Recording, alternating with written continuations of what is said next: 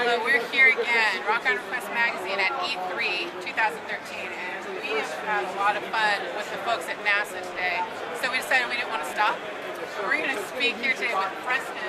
Preston, what do you do for NASA? I work in public engagement, and that sounds a little ominous, I'm not going to lie to you. yeah, well, it encompasses the full range of communication about what we're doing to explore the solar system. So it's in NASA's original charter from 1958 by Congress that NASA will share what you do with the public. Right. The public is a stakeholder. Sounds fair, right? You're paying for it, and in addition to just giving people a return on what they invested in, it's sort of, I think of it as the right of every person to share in what we're doing. I like that. That's very, very good. I think people have sort of, I don't want to say detached, but feeling like they have any stake in what happens in our space program, right? Yeah, and I think that's where we're trying to go. Where you see NASA's been really successful for social media, for example, and websites and things like that, creating lots of different experiences, and the kind of things that we're sharing here today. And reaching out and finding people where they are, whether it's on their mobile devices, whether it's on their console game that we're showing here at E3, was a way for NASA to actually bring our Mars rover landing into the living room. Which I think is one of the coolest things I've seen. It was a lot of fun. It's a lot of fun. It's still fun to play, and it's almost a year later. I know, right? You know? I mean, everyone has stopped by here wanting to check this game out. And I don't think anyone knew that you guys had anything to do, anything technology-wise with games. Yeah, and we've been showing 3 different things that we've got that have connections to gaming, to the gaming world. The Kinect game, developed with Xbox, brings us to NASA content to a console for the first time. We've got an augmented reality app, Spacecraft 3D, that you can use on your Android or iOS device, and we've got a 3D interactive solar system application. See, I heard about that earlier from Kevin, and I'm telling you, that sounds so exciting to me. Like, I'd be sitting there for hours. Yeah, and so there are connections for NASA to the video game world. Whether we're talking to people who are here in the industry or trying to make connections with the public. Right. It's a way to tie the data and the engineering and the hardcore stuff that people sometimes don't feel like they quite understand. Yeah. Very few people actually are rocket scientists. They'd like to say that. It would be a nice title to call it. You can buy a t-shirt at the JPL store. Okay, see? There you go. That's where we're going. Yeah. Just kidding. No, but no, I think it's great, and I almost wish you guys were facing when everyone walks in.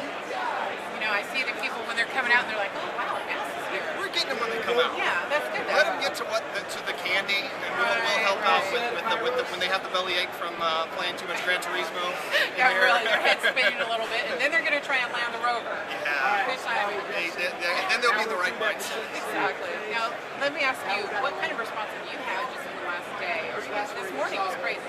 From people coming out and talking to you guys. Well, I mean, the way E3 works is everybody waits for those doors to open. And nobody wants to give up their place in line. And we understand that, but we still have some visitors flowing through. Right. Now that the doors are open, people are walking through, they're on their way out, they've had a good time, and they're like, oh, NASA, whoa, what do you guys have? Yeah. So we are getting everybody's really positive.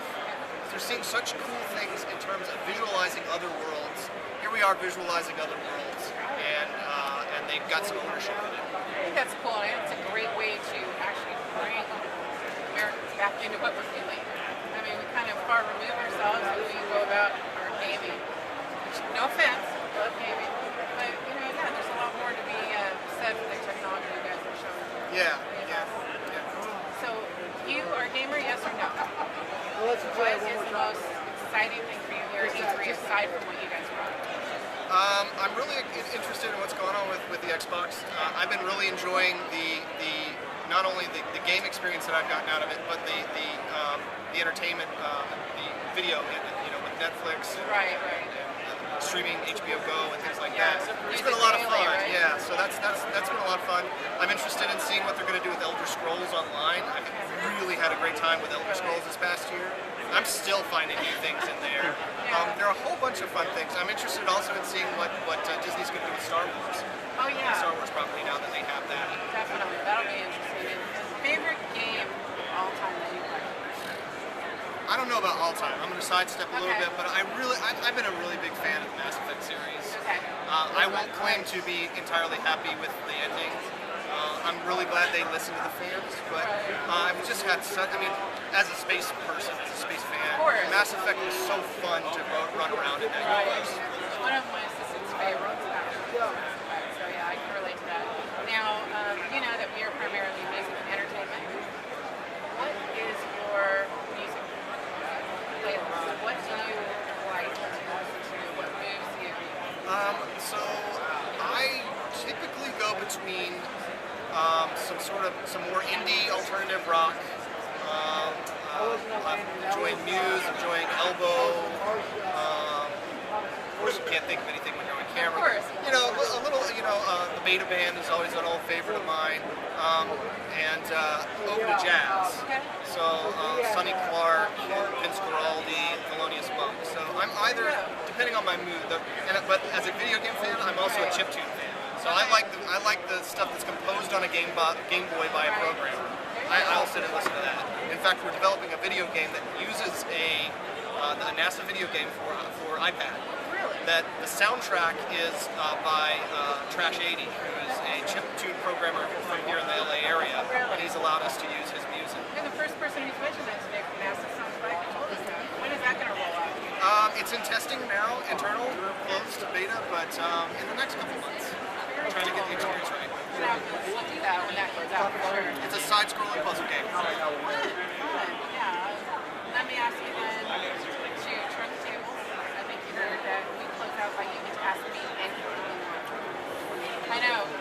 I interview musicians, so imagine where that usually puts me. Well, have you been in there yet? No. I know, it's dangerous territory. Yeah. No, I'm used to it. Yeah, I'd like to know if, as an exhibitor, we're here, to help with the conference. I would like to, know if I can get in there and have a few minutes on a console. I think that'd be a lot of fun. I'm sure you could work your way in there. Before the end of the day, flash the NASA colors. Yeah, people will do anything for people from NASA. We'll be polite and be glad to be here, and if I get the chance to look around in there, it'll be really fun. I'm sure someone's here. We'll just hide you somewhere. You just come in. Okay, I'll hide it under your There you go. jacket. Right there. Plenty of room. Thank you very much. Appreciate it. Appreciate it. It's been fun, and we are out.